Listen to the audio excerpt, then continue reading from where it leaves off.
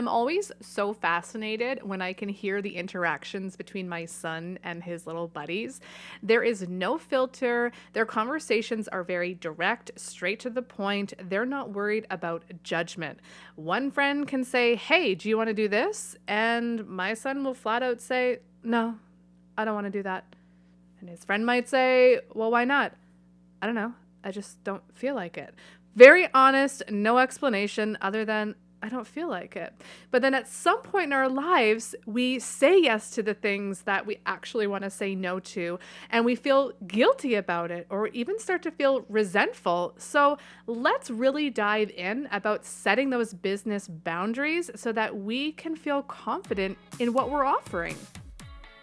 Hey, and welcome to the Creative Marketing Show. I'm your host, Angela S. Joyon. This is the podcast for ambitious women in business looking to cut the BS, stop dancing for likes, and learn to create honest and genuine marketing strategies that don't cause burnout and overwhelm. Have a question about content creation, social media, or maybe you're looking for more clarity on how to take your business to the next level. This is the show that brings the answers to your questions each and every week. I'm really excited to dive in on this topic because it's something that we do need to be reminded about often. At some point, maybe we've gotten into a really good routine, we've put some strong boundaries in place, and then over time, we get a little comfortable, we ease into things. So in starting off 2023, maybe this is just the thing you need to hear right now, and it's all focused around implementing more boundaries into our business. And so to start, how can you tell if you don't have good boundaries? A few ways that I start to notice is when I feel like I don't have an off switch, or maybe you resonate with that, where you feel like you're going a mile a minute, you haven't had a break, you're taking on too much, managing anything in your personal life becomes a little bit overwhelming, maybe things are getting kind of on the back burner, maybe there's 5 loads of laundry still standing in the corner of your bedroom. Saying that for a friend? Yes, it happens. I always have laundry. I don't get it. But that could be one indication that you don't have some clear, defined boundaries in place. Other ones would feel like you have resentment towards your clients or the work that you're putting out there. If you're feeling frustrated, if your energy is low and you feel exhausted all the time, especially waking up and getting into the day-to-day of your personal life and your business, and even when you find yourself apologizing often, that's another indicator that I feel like doesn't get spoken about a lot. When you're apologizing, even for trying to keep your boundaries in place, where you feel maybe guilty about having them. So I really want us to eliminate that and go confidently in with our boundaries without apology, so that we can get back to really enjoying the business that we've started for ourselves. And so some of the ways that boundaries can truly help us are keeping us focused. There is so much noise out there, whether it's social media, it's your client interactions, it's the selling process, it's the client retention, whatever the workings are in your business, you do need to be able to be focused on it. And if you're overwhelmed and you've got too much on your plate, it's really hard to have a strategy, implement it, execute it, and feel really good. And so that's where boundaries can really help. It also keeps your energy in alignment. You want to show up to your business, especially as an entrepreneur, especially when this is your business. You want to show up feeling great and energized and have that heart center going into everything that you do. And if you're feeling like you don't have that right now, that's a really good indication that things just may need to shift a little bit. And it doesn't have to be anything scary or overhauling. I find some people think boundaries sound really like drawing the line in the sand. And while it kind of is, it's either this or that, it doesn't have to be taken or executed negatively. I have gotten really good with my boundaries over the last few years and can personally say it has shifted so much in my energy, what I've been able to accomplish, how I go into starting new projects and working with new clients. And I really want that for you. Boundaries are also great to ensure that we're getting the respite or the breaks that we need.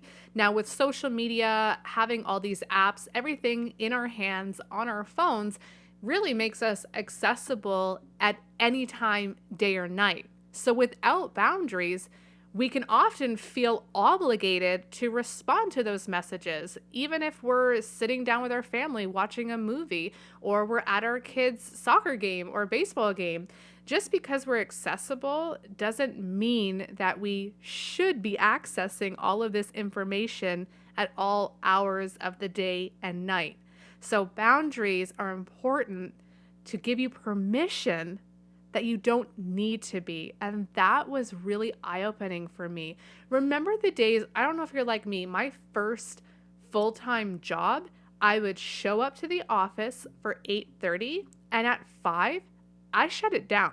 So if you've ever worked in that corporate world or that 9 to 5, we know that that's how it is. So why aren't we putting those schedules in place in our own business? And I think a lot of that is the influence of hustling hard and you got to put the work in and the time in. Well, I'm going to remind you right now, the best thing that you can do for yourself and your business is just setting those boundaries. Yours are going to look different than mine, but having something in place is going to be that self-care that you might feel you're missing in your business right now. What do boundaries look like? Again, yours are going to look different than mine, but a few examples of what they could look like are saying no. It's okay to say no. Heck, my son says no all the time, and he says it with the most confidence. So I like to take that energy of my little guy and channel it in. If it isn't something that I want to take on, if it's a service that I'm not willing to offer, if it's the extras that I'm not willing to do, I'm getting very comfortable with saying no and without apology, because I'm not sorry for sticking to my guns. So I just want you to remember saying no is not a bad thing. And 9 times out of 10, people will respect it. A lot of times people will ask not knowing the answer. And if you say no, now they know. Boundaries could also look like having set office hours, the hours during the day of the week that you are available for client calls, for meetings, when you do your emailing. And it's really as simple as that. Also, not overscheduling, that could be a boundary, being very clear of what times of the day or the week or how many meetings that you can mentally handle and sticking with that, as well as keeping the lines of communication streamlined. And what can that look like? It could look like having your hours of operation posted on your website, in your email signature, using your social media bios to clearly communicate how you would prefer people to access you.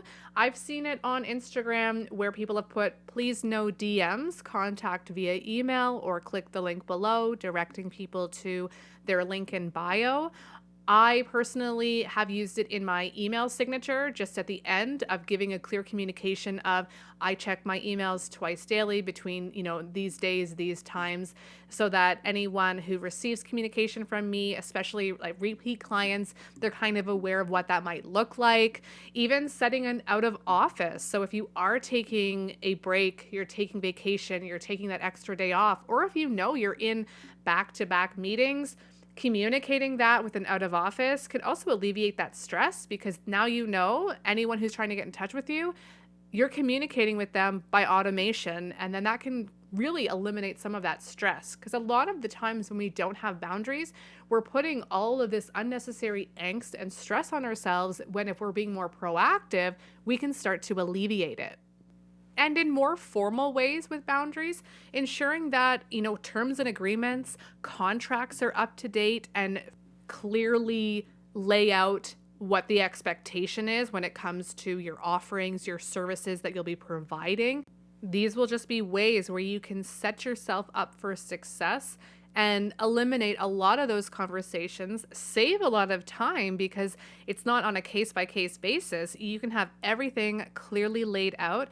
And I think one of the nicest ways to keep boundaries in place is just by setting that expectation as soon as you can from the get-go, especially as you're building your business.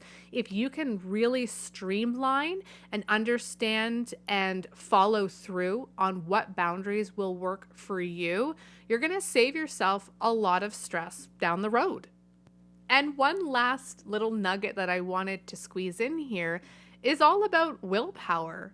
We have the power to turn the phone off, to close up the app, to maybe not have our emails on our phone, and we designate that time during our office hours. So I encourage you, where are the pieces in your life that you're finding stressful, overwhelming, and how can that relate to boundaries, and what changes can you make and stick with?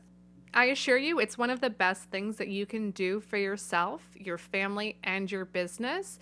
And if you're worried about what your customers, your clients may say, then come and send me a DM on Instagram at angela.s.doyon, because then I will totally give you a pep talk, because if your clients or customers are not going to respect your boundaries, maybe they're not a good client or customer. And I say that with so much love and respect. I know that this can be scary, but I'm speaking from personal experience. It has made a world of difference in my life, in my business, and especially with my family. I enjoy my weekends with my son and my husband, with our dog. I reserve my evenings to really connect with my loved ones, and I'm not apologizing for it. I work my butt off during the day, and I know when I need that respite, those breaks, and where I want to be fully invested in my family. And I know that you can do it too. If you have any questions regarding implementing boundaries into your life and into your business, or just a general question around business, you can submit yours at creativemarketingshow.com, and I just may read it on an upcoming episode. Again, creativemarketingshow.com. You can submit your question if you'd like me to address it on an upcoming episode. Otherwise, we can get connected on Instagram at angela.s.doyon or at Creative Marketing Show. Tune in next week for another episode. And if you feel so inclined, you are welcome to leave me a rating and review through the Apple Podcast app. I would greatly appreciate it. It helps me grow this show and reach more amazing women in business like you.